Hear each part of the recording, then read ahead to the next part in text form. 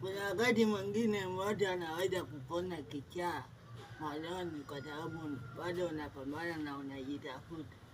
Na wakati mwingine inabidi uonekane mtu ambaye haueleweki kwa sababu bado unakuwa bado hujajipata.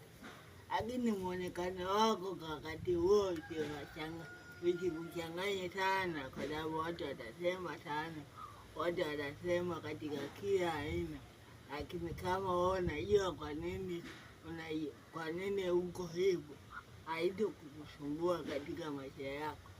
Sababu katika haya maisha ukisikiliza watu sana, unaweza usifike pale ambapo unataka kufika. So, usiangalia muonekano wako, ila tu wewe angalia kwamba ni kwa nini natakia niwe hivyo. So, pambana katika maisha yako, jiingize katika maisha, katika hali tofauti ambayo yatakupa wewe opportunity.